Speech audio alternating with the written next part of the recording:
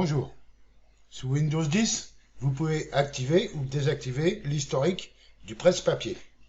Alors, à quoi ça va nous servir? Eh bien, tout simplement, imaginons sur un forum où vous avez l'habitude de mettre souvent le même message pour accueillir un membre, par exemple, ou autre chose, pour prévenir d'un nouveau sujet ou toute autre chose. Ou sous Word, par exemple, vous avez l'habitude d'envoyer des courriers avec une en-tête toujours la même, ou une signature toujours la même, ou peu importe. Lorsque vous faites un copier d'un texte, par exemple, ici je vais prendre ce texte. Si je fais un clic droit copier, ou CTRL-C de votre clavier, il va être mis dans le presse-papier. Si je vais sur un autre texte et que je le sélectionne, que je copie par exemple celui-ci, celui que j'ai copié précédemment va disparaître du presse-papier.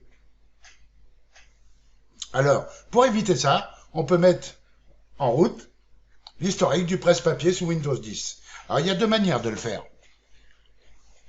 La première, c'est de passer par le menu Démarrer, Paramètres, la petite roue crantée ici, Système, l'onglet Système. Ici à gauche, vous choisissez Presse-papier, vous cliquez dessus, et historique du presse-papier, vous l'avez ici en haut, et vous pouvez l'activer. Ou bien, en le lançant pour la première fois, vous verrez, je vais le faire maintenant, on va vous demander si vous voulez l'activer ou pas. Alors, pour activer l'historique du presse-papier, vous enfoncez la touche Windows de votre clavier et la touche V. Et vous obtenez cette fenêtre, presse-papier. Impossible d'afficher l'historique, bien entendu, puisqu'il n'est pas activé. Vous cliquez sur Activer, et le voici activé. Vous pouvez constater qu'on a une partie du texte que j'ai copié auparavant, qui est sur ma gauche, ici. Alors malheureusement, on ne peut pas déplacer cette fenêtre, pour l'instant, mais vous allez voir. Et si je copie un autre texte, comme celui-ci que j'avais copié auparavant, eh bien il va se retrouver dans l'historique du presse-papier. Pour ouvrir votre historique, c'est toujours la même combinaison de touches, Windows plus V. Et maintenant, vous avez les deux. Alors même si vous ne voyez pas le texte en entier, il est quand même en entier. Il est copié dans le presse-papier en entier.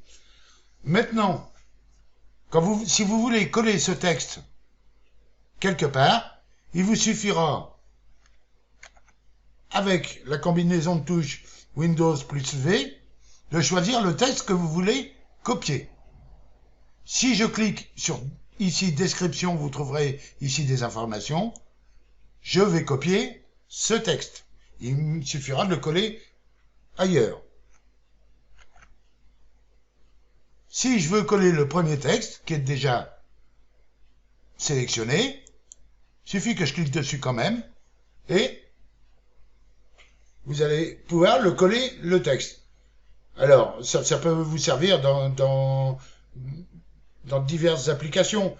Pour des mails, par exemple, si vous avez l'habitude d'envoyer le même genre de mail à plusieurs personnes différentes, plutôt que d'aller relever le mail que vous avez déjà envoyé, faire un copier, un coller, vous enfoncez votre touche Windows plus V et vous choisissez le texte que vous voulez coller quelque part.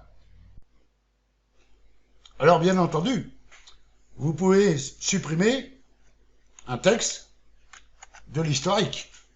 Il suffit de vous mettre sur le texte en question, ici, de cliquer sur les trois petits points qu'on peut voir, et de supprimer le texte qui a été copié dans l'historique. Ou alors, effacer tout. Ou bien épingler, c'est-à-dire, ici, mon message épinglé, c'est le premier bonjour GLMIC. Si je veux que ce soit celui-ci, je clique sur épingler, et il sera toujours sélectionné par défaut lorsque j'ouvrirai ma fenêtre d'historique du presse-papier.